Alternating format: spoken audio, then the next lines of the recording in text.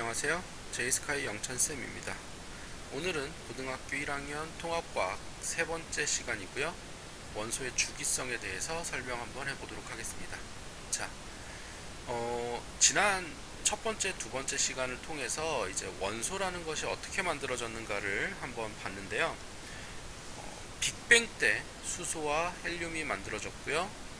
리튬의 아주 소량이 만들어졌는데 대부분의 리튬은 별 속에서, 리튬 이상에서 이제 우라늄까지는 별 안에서 만들어졌다.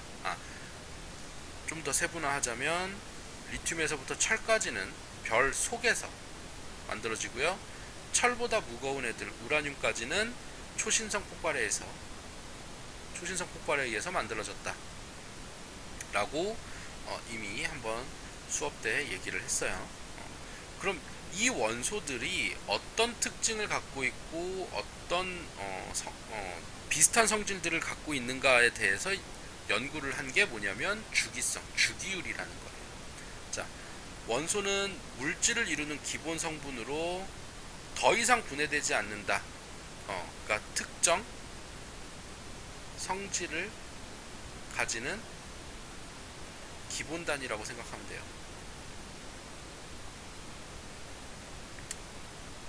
원소는 이제 특정 성질을 가지는 기본 단위. 여기서 더 쪼개면 양성자, 중성자, 전자로 쪼개지기 때문에 다 똑같은 성질을 가지게 되겠죠. 그러니까 원소란 특정 성질을 가지는 기본 단위다. 더 이상 분해되지 않는다라는 거 여러분 알고 있으면 좋겠고요.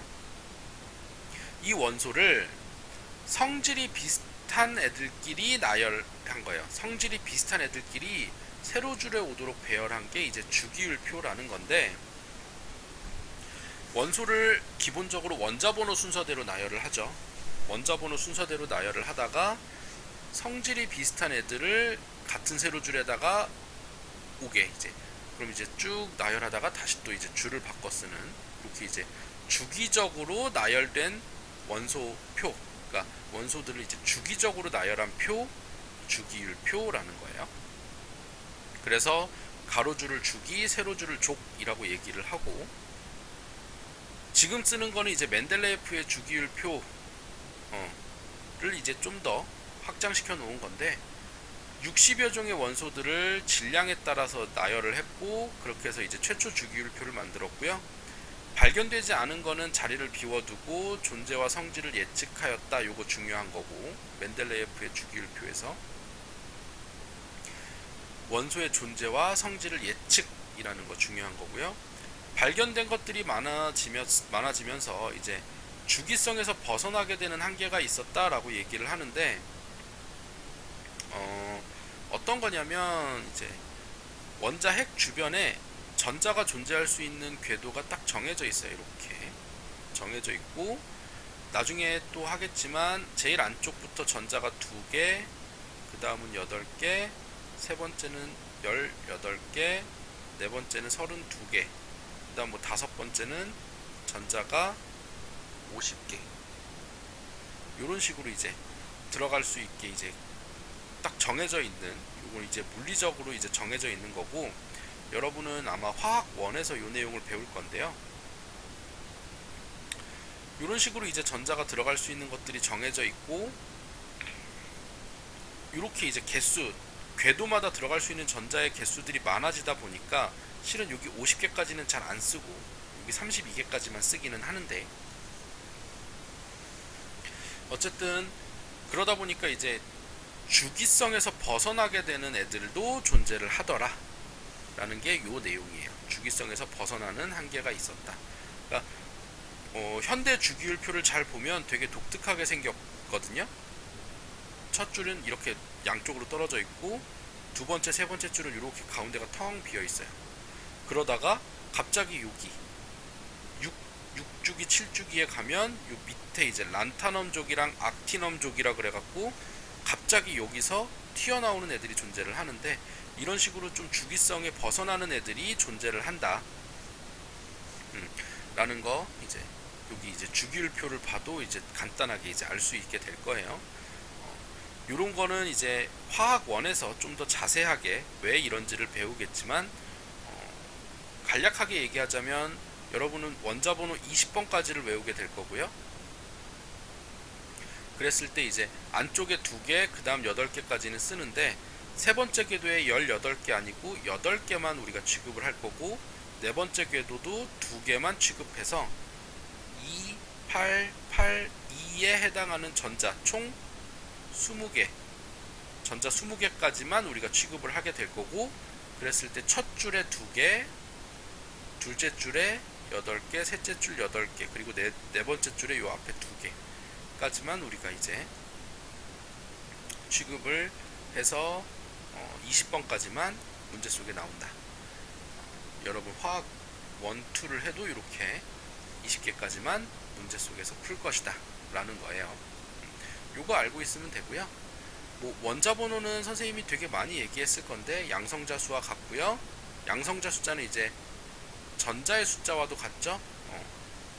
원자의 경우에 얘기하는 거예요. 다른 물질하고 결합했을 땐 당연히 달라지겠지만 원자 번호는 원자 안에 있는 양성자 수 그리고 걔는 전자 수가 같다.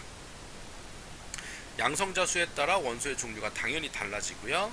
그래서 이제 그걸로 원자 번호를 정한다 라는 거 여러분 알고 있으면 되고, 현대 주기율표 원자 번호 순으로 배열하고 비슷한 성질은 세로줄에 오도록 배열한 표. 주기는 가로줄, 족은 세로줄, 세로줄, 가로줄, 주기, 가로줄, 주기, 세로줄, 족이라고 알고 있으면 됩니다. 넘어가 보면요, 이 주기율표 상에서 이제 금속과 비금속에 대한 얘기를 하는데 이 표는 그냥 간단하게 여러분 잘 보고 넘어가도록 하세요.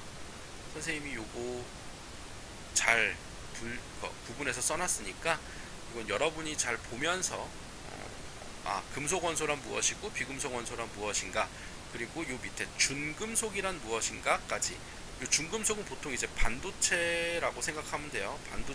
반도체의 주성분, 반도체 주성분, 규소, 실리콘이죠. 반도체 주성분이라고 생각하면 되고, 금속이랑 비금속 여러분 잘 봐두세요. 이거 선생님이 설명을 굳이 여기서 얘기하진 않겠지만 여러분은 잘 봐둬야 된다 라는 거 하고요. 그 다음에 이제 원자과 전자에 대한 걸 하기 전에 이제 원자에 대한 걸 먼저 좀 할 건데, 원자의 구조는 양성자와 전자 그리고 중성자, 원자핵의 양성자와 중성자로 되어 있고, 그 원자핵 주변을 돌고 있는 전자, 실은 주위를 돌고 있다라고 하는 것도 현대 원자 모형을 얘기하면 조금 잘못되긴 했는데요. 그냥 전자가 원자핵 주변에 있다로 끝나고요. 특정 궤도에 있다라고 하고 끝나요. 원자핵 주위를 돌고 있다라고까지 요즘에는 얘기하지 않지만 그냥 편의상 전자가 원자핵 주변에 있다라고 얘기를 하고요. 요거 이제 마이너스 전하를 띄는 게 전자고요.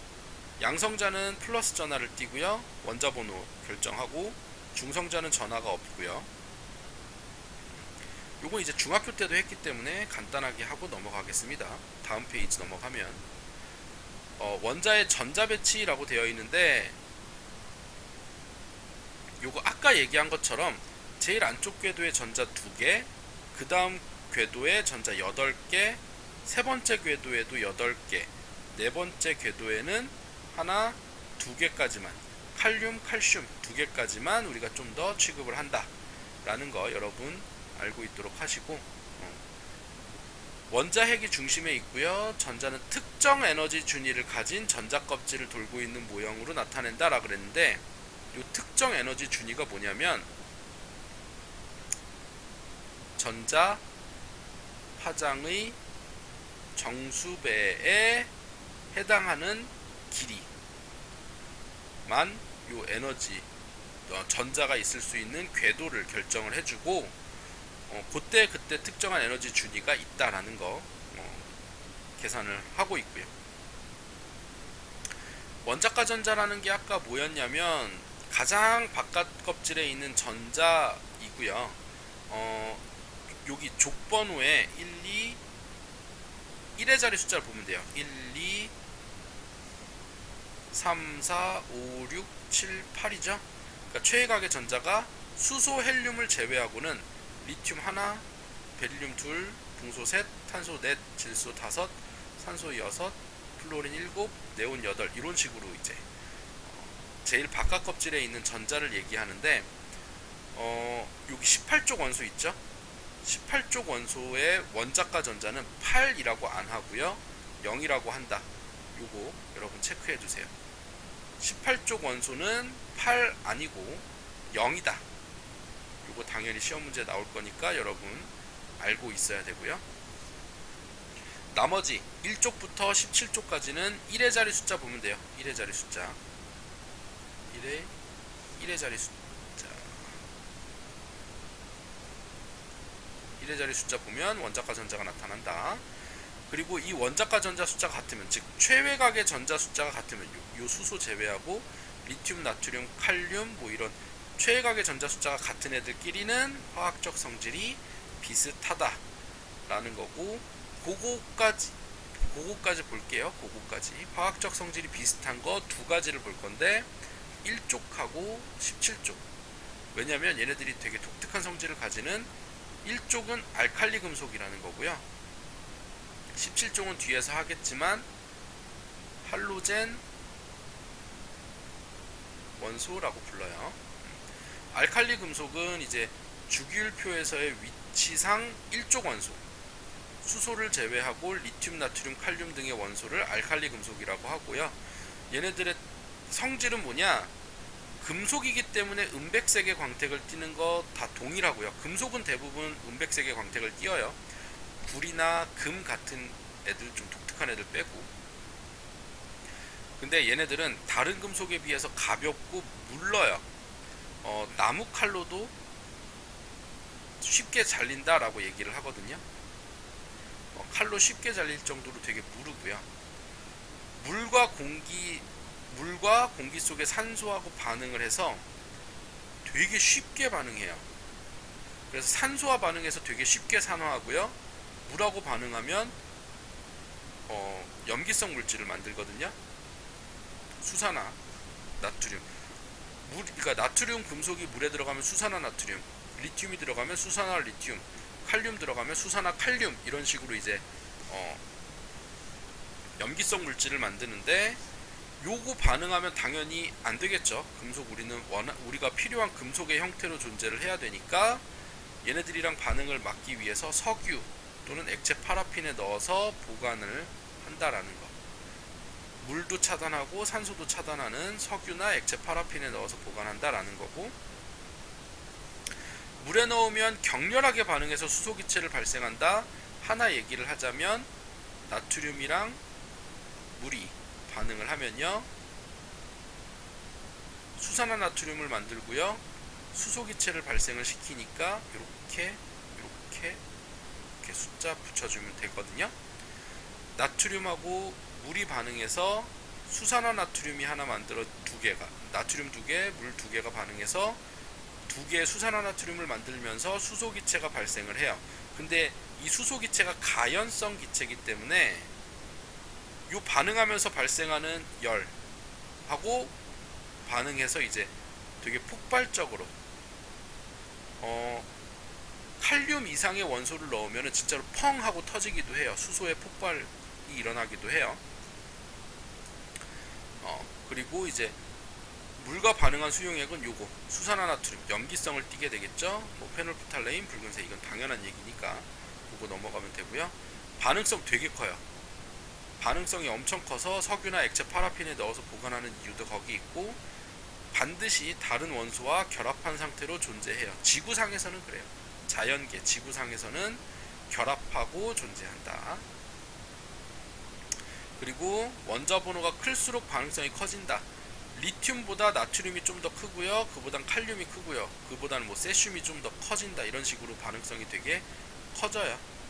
그래서 리튬을 물에 던졌을 때에 비해서 나트륨은 좀 더 격렬하게 반응을 하고 칼륨은 약하게 폭발까지도 일어난다 라는 거 알고 있도록 하시고요.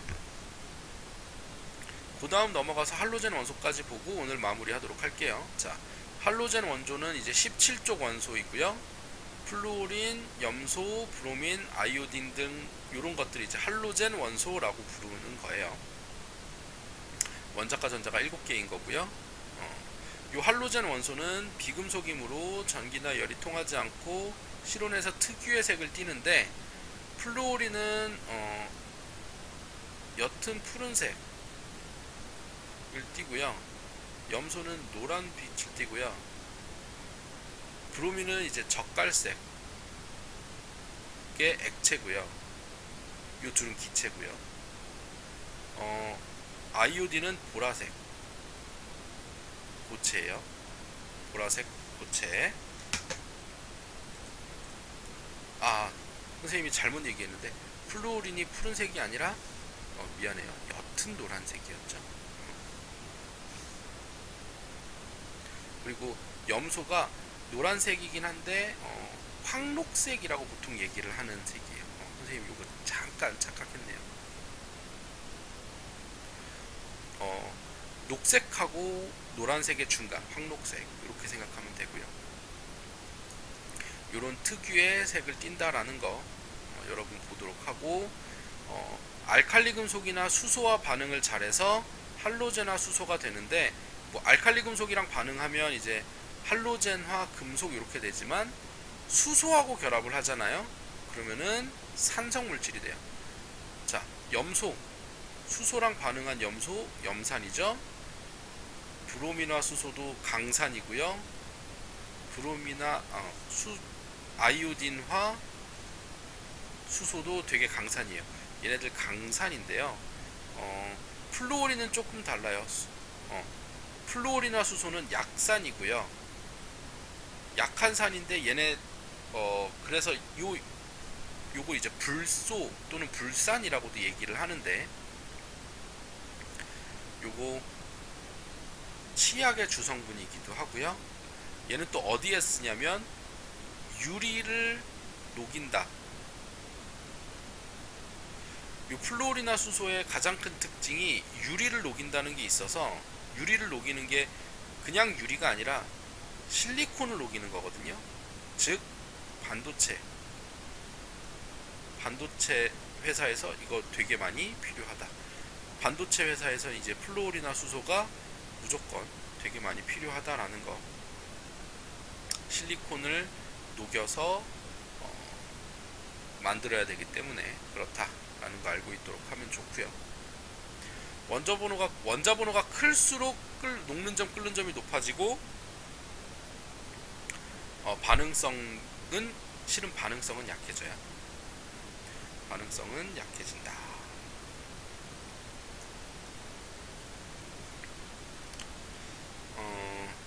비금속 원소 중에 반응성이 크다라는 거고, 대부분 다른 원소와 결합한 상태로 존재한다. 이거는 알칼리 금속하고 비슷하니까 여러분 잘 봐두도록 하세요. 자, 여기까지가 오늘 강의할 내용이고요. 주기성 요거 잘 봐두도록 하고,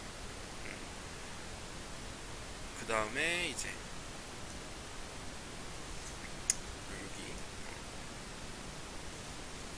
요번 내용은 그렇게까지 엄청 중요한 내용들은 있지는 않지만 그래도 알아둘 필요성이 있는 내용들이니까 여러분 강의 잘 보시고 복습 잘 하시고요. 여기서도 이제 궁금한 내용이 만약에 있다면 정규 수업 시간에 선생님한테 가지고 와서 이제 질문하도록 하세요. 질문하고 이제 수업 때 만나서 이제 질문 받도록 하겠습니다. 여러분 강의 듣느라 수고하셨고요. 수업 시간에 만납시다.